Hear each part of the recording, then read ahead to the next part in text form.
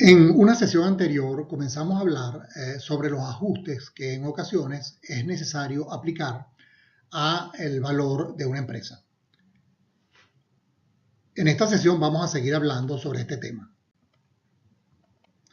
En el video anterior discutimos los ajustes que afectan la tasa de descuento de la inversión analizada.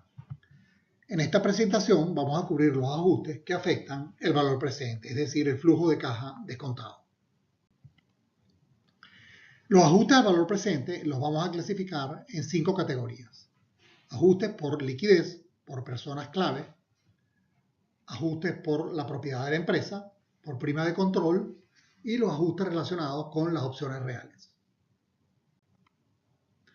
El ajuste por liquidez es quizás el más complejo, ya que el ajuste por liquidez es muy particular de cada caso que estemos analizando y depende de muchas variables, como se ve en esta tabla.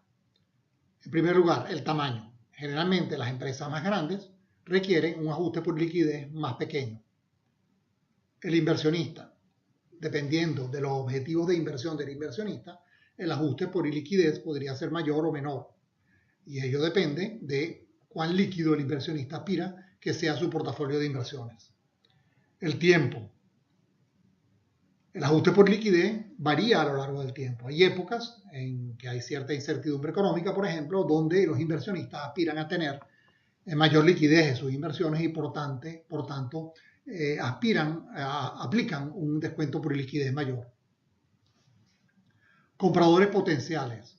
Por ejemplo, si estamos lidiando con una empresa que tiene muchos potenciales inversionistas que estarían dispuestos a comprar acciones, naturalmente entonces el descuento por liquidez será menor. Liquidez de activos. Si estamos hablando de una empresa que tiene entre sus activos algunos que son altamente líquidos, quizás inmuebles muy cotizados o valores negociables, entonces naturalmente si el valor de liquidación de esos activos representará un valor mínimo para la empresa y por tanto un valor máximo para un eventual ajuste por liquidez. Tensión financiera. Bueno, a una empresa que se encuentre en dificultades financieras, naturalmente, generalmente se le exige un descuento por liquidez mayor. Salida a bolsa. Bueno, si estamos lidiando con una empresa que pensamos que va a salir a bolsa en un futuro próximo, pues una vez que salga a bolsa, las acciones serán mucho más líquidas y por tanto el descuento por liquidez será menos importante. Y por último, control.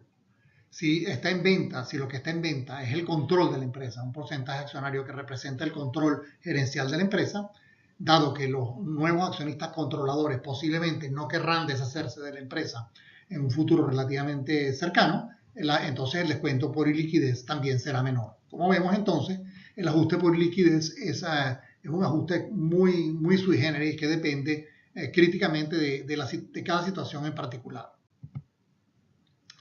La evidencia empírica que se ha sacado en relación con este ajuste por liquidez se ha hecho básicamente comparando los precios de acciones que no son negociables en bolsa con acciones que sí son negociables en bolsa para el caso de la misma empresa, ¿no? Con frecuencia encontramos empresas cuyas acciones no todas son negociables en bolsa, algunas no lo son. Entonces, si vemos las diferencias de precio entre unas acciones y las otras, podemos hacernos una idea de la magnitud de la prima de descuento y liquidez.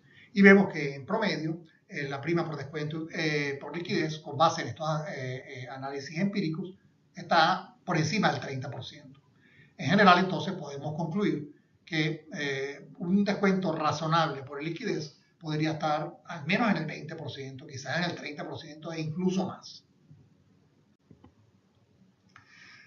Un problema que tiene el tema de la liquidez de las acciones es que la iliquidez de las acciones aumenta con las caídas bruscas en el mercado. Es decir, cuando las acciones caen bruscamente en el mercado, las acciones se vuelven mucho más ilíquidas. Por tanto, el descuento por liquidez tendría que ser mayor.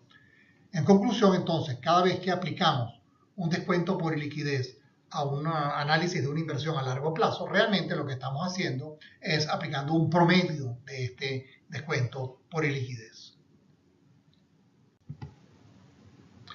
El otro descuento importante es el que tiene que ver con las personas clave. Algunas empresas dependen críticamente de su dueño o de algunas personas clave. Por ejemplo, el caso de Steve Jobs en Apple. Obviamente, la presencia o no de estos individuos en la empresa afecta significativamente el valor de las acciones. De manera que si estas personas, por ejemplo, desaparecen, como pasó con Steve Jobs, esto naturalmente debería tener un impacto negativo en el valor de la empresa. Y de aquí este ajuste por personas clave. ¿Cómo se cuantifica este ajuste? Bueno, realmente es muy difícil hacerlo, pero conceptualmente el ajuste correspondería a la diferencia entre los valores de la empresa con la presencia de las personas clave y el valor de la empresa sin la presencia de las personas clave. La diferencia entre esos dos valores conceptualmente representa el descuento por personas clave. El otro ajuste al valor presente tiene que ver con la propiedad. Y esto tiene más que nada que ver con empresas en países emergentes. Se ha visto que empresas en países emergentes que tengan una parte de sus acciones en manos de inversionistas institucionales extranjeros, como vemos en esta primera columna, eso favorece el valor de la acción. Es decir, cuando tenemos un cierto porcentaje de acciones en manos de accionistas institucionales extranjeros, el valor de la acción sube. Por otro lado, el porcentaje que tenga la familia fundadora o alguna familia pues, en la empresa también tiene un impacto en sus acciones. Y en este caso, cuando la familia posee un porcentaje muy elevado de las acciones de la empresa, y aquí se ve, por ejemplo, el caso de 75 a 100%, entonces esto tiene un impacto negativo en el precio de la acción, el valor de la acción se reduce. Sin embargo, cuando la participación de la familia es pequeña, y aquí vemos en la tabla entre 10 y 25%, eso tiene un impacto favorable sobre el precio de la acción. En conclusión, podemos decir entonces que los inversionistas asignan un descuento a las empresas familiares que no tienen participación minoritaria externa. En particular, nos referimos a participación de instituciones extranjeras. En contraste, se asigna una prima cuando las familias tienen una influencia significativa pero no absoluta. O sea, cuando la familia tiene un cierto porcentaje de las acciones pero no ejerce el control total de la empresa. Se presume que esto es así debido a que la empresa tendrá un mayor foco en la creación de valor, ya que la familia está involucrada en la administración de la empresa, pues y se ve afectada con las decisiones administrativas que se tomen. Y por último, una participación extranjera e institucional supone una prima positiva en el valor de las acciones. El otro tema es la prima de control.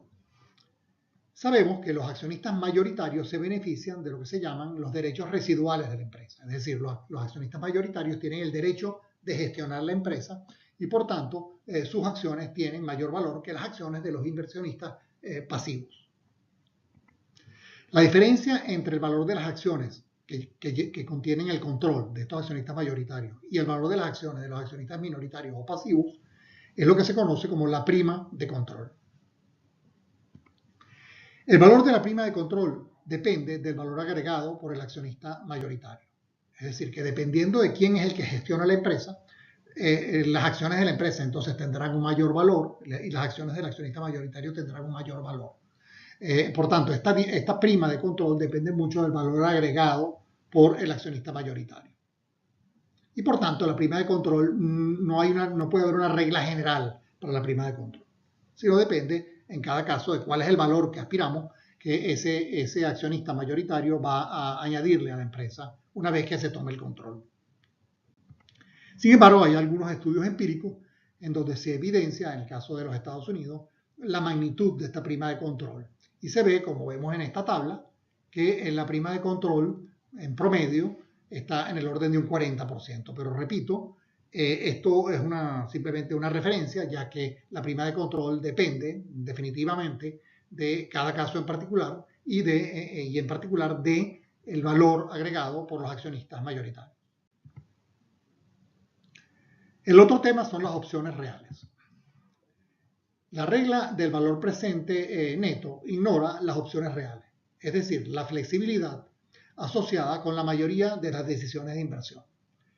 En realidad, cuando tomamos una decisión de inversión, esta decisión no tiende a ser inflexible. Es decir, por ejemplo, podemos esperar para invertir, podemos diferir muchas veces la decisión de invertir. O una vez hayamos invertido, podemos desacelerar el ritmo de inversión. O podemos ampliar la inversión si las condiciones son favorables. O podemos liquidar la inversión si las condiciones son desfavorables. Este valor representa un valor adicional. Esta flexibilidad representa un valor adicional, que es lo que se conoce como el valor de las opciones reales asociadas al proyecto o a la inversión que estamos analizando. Y en principio, el valor de estas opciones reales debe añadirse al flujo de caja descontado para hallar el verdadero valor del negocio. El problema es que la valoración de las opciones reales no es un tema muy fácil. Hay varias metodologías, algunas de ellas muy simples, como los árboles de decisión, y otras más complejas, como por ejemplo modelos de simulación de Monte Carlo o modelos de valoración de opciones. Un comentario importante aquí es el conteo doble.